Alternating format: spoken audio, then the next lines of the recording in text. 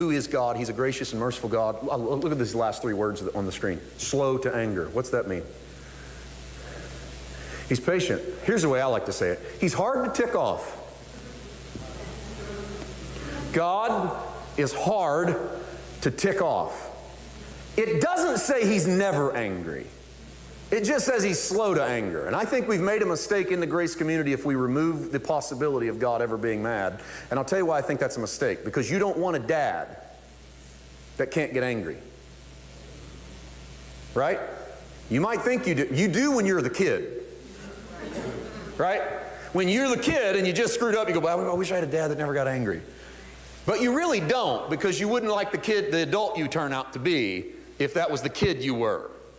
And I see a lot of heads nodding, and I'm still in a part of the country that believes that somebody at home ought to get some discipline. I realize that. I agree with you, and so I believe does the Bible, and so does almost every clinical psychologist in the world that says, hey, if you let them go amok and go crazy, this is the kind of world you're going to live in where nobody ever had any parameters. You have a God that knows parameters, and I'll tell you this, you have a God that's slow to angry, but thank God He's able to get angry, because what good would it do to have a dad that couldn't even get ticked off in defense of his own kids? Like people just beating his kids up, and he goes, well, I don't ever get mad, so I don't know what to do.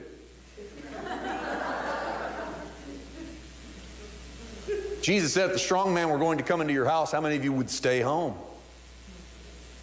Well, what in the world would you be staying home for? Because you don't want to let the strong man into your house.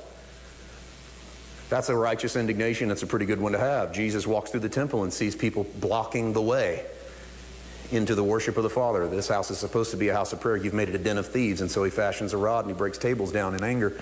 And He does so in defense of His sheep, because that's what a good father can do. But your Father is slow to anger. Look at the next screen. Jonah's prayer. You're abundant in loving kindness and one who relents from doing harm. What a God. He doesn't give people all the things they deserve. He gives you a bunch of stuff you can't pay for. He's slow to anger in your life. He has that ability to defend you with His anger. But He's so abundant in His loving kindness that there's no way for you to exhaust how much He loves you. The Father spoke this into my heart. This was just yesterday. I was praying about this weekend.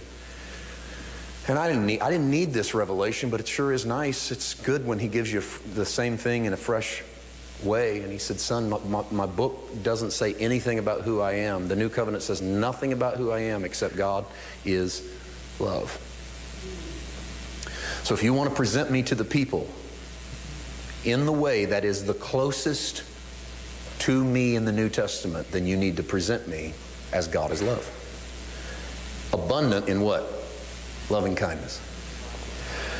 There's not one glimpse of wickedness that you have imagined in your mind today that you know is going on in the world that is not countered by a God full of loving, abundant loving kindness. Look at the last phrase. One who relents from doing harm.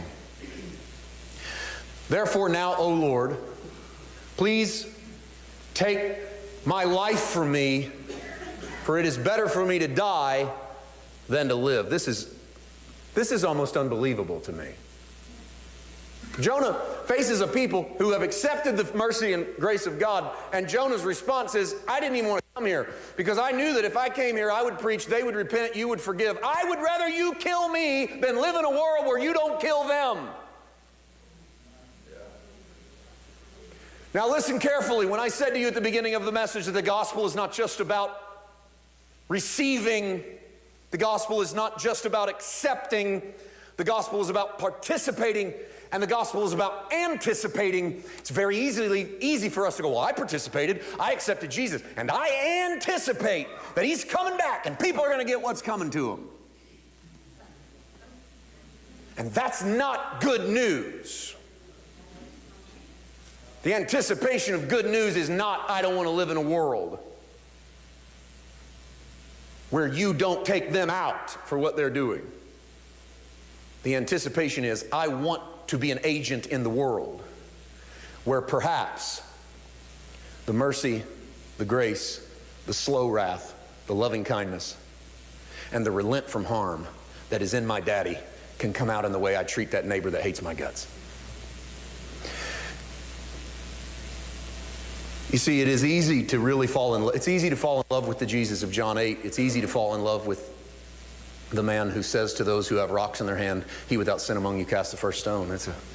He's a doodling Jesus. Right? That's what he does. He doodles, and he's airy, and he's light, and he's doodling, and he's saying, "Oh, which one of you haven't failed? Cast the rock." And I'm not mocking that at all. It's a beautiful snapshot of the heart of God. But it's tougher to handle John 5 Jesus, or Matthew 5 Jesus, that says, if your neighbor asks you to carry the load a mile, carry it too. If he smacks you on the face, turn the other cheek. If he asks for your coat, give him both. And we go, well, that Jesus needs to go back to doodling.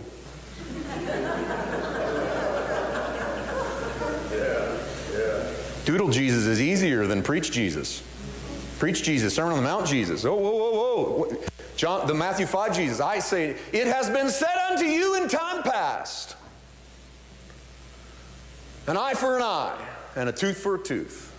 But I say unto you.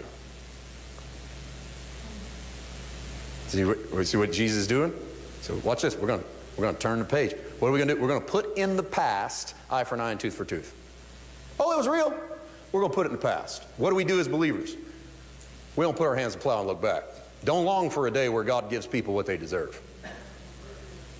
That's putting your hands to the plow and looking back. That's Lot's wife turned to a pillar. So don't long for that day. You don't need it. He says, you've heard it said unto you in time past, eye for an eye and tooth for tooth. I say unto you, love your enemies. Man, smite you on the cheek, turn him the other. Love your enemies. Pray for those who persecute you. Bless those who spitefully use you. That's a triple whammy. That's a tough pill to swallow. Welcome to the new covenant.